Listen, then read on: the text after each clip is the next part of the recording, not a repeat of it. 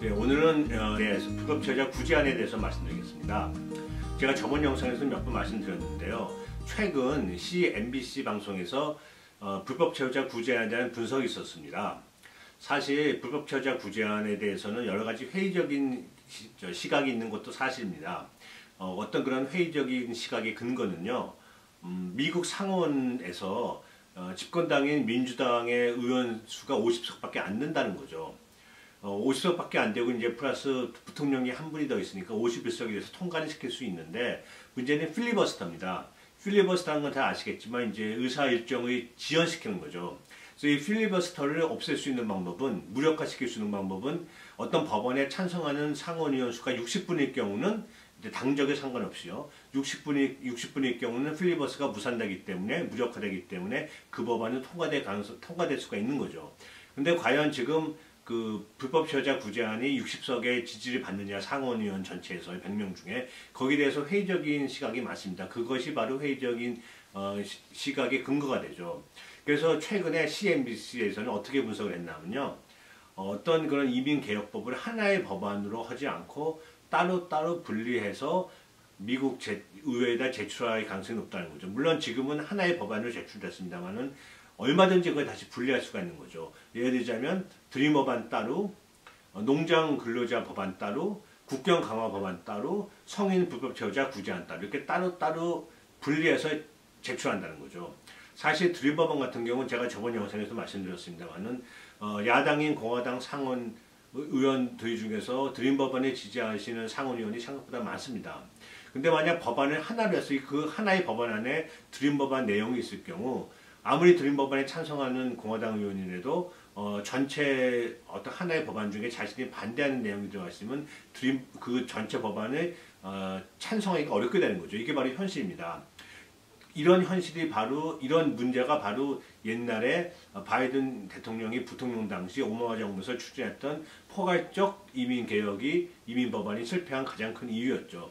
이걸 잘 알고 있는 바이든 정부가 이번에는 아마 그렇게 되기 어렵다고 보고 따로따로 분리해서 제출할 거다, 진행을 시킬 거다, 추진할 거다라고 CNBC 방송이 이제 분석을 했습니다. 최근 분석입니다. 그래서 방금 하시는 것처럼 농장 근로자법이라든지 드림 법안 같은 경우는 워낙 이제 지지하는 상원 의원들도 많고 뭐 하원은 말할 것도 없고 이래서 분리해서 진행됐을 경우 통과될 가능성이 아주 높다는 거죠. 그리고 국경 강화법도 이제 따로 이제 하나 만들어 가지고 추진할 수도 있고요.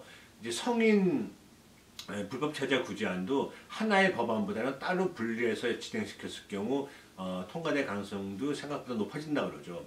그리고 만약 그럼에도 불구하고 성인 불법체자 구제안이 좀 쉽지 않을 것 같다라고 이제 판단할 경우 아마 바이든 정부는 물론 분석입니다만은 아직 바이든 정부에서 공식적으로 발표한 건 없어요. 하지만 저희 분석은 성인 불법체자 구제안은 예산안과 연결시켜서 제출할 가능성이, 추진할 가능성이 높다는 거죠.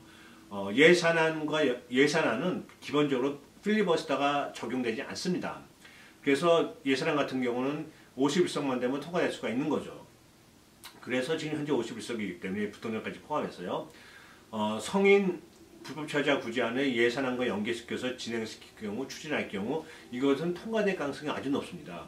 근데 예산안 마감, 예산안에 대한 어떤 신청 마감이 4월 15일입니다. 그래서 4월 15일까지 그 다음에 예산안에 대해서 정부안을 제출을 해야 됩니다.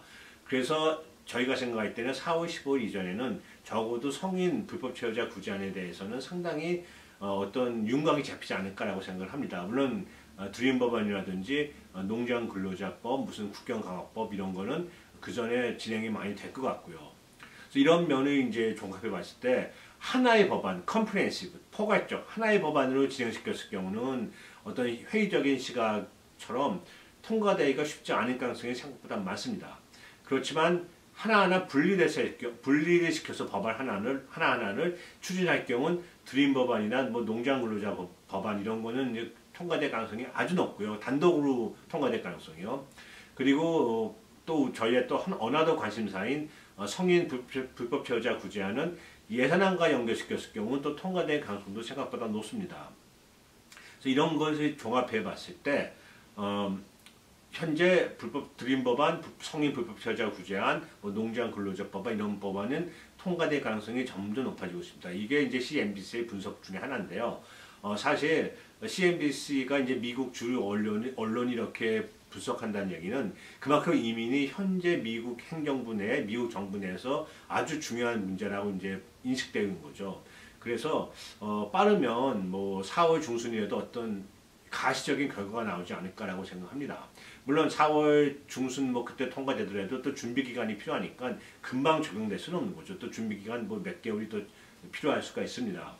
예, 그래서 그렇지만 이런 거를 다 종합해 봤을 때 드림 법안, 성인 불법 체류자 구제안, 뭐 농장 근로자 법안 같은 법안이 독립적 또는 예산안과 연결돼서 통과될 가능성이 아주 높다고 생각합니다.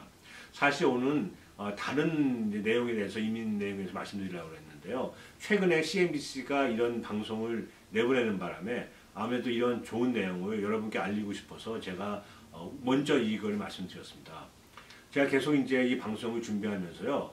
무슨 각종 미국의 주류 언론이라든지 또 무슨 국회에서의 어떤 그런 정보 또 이민 변호사 협회에서의 어떤 정보가 새로운 정보가 또 업데이트가 있으면 제가 또 이 자리에 빌어서 말씀드리겠습니다. 네, 감사합니다. 저는 다음에 와서 뵙겠습니다. 안녕히 계십시오.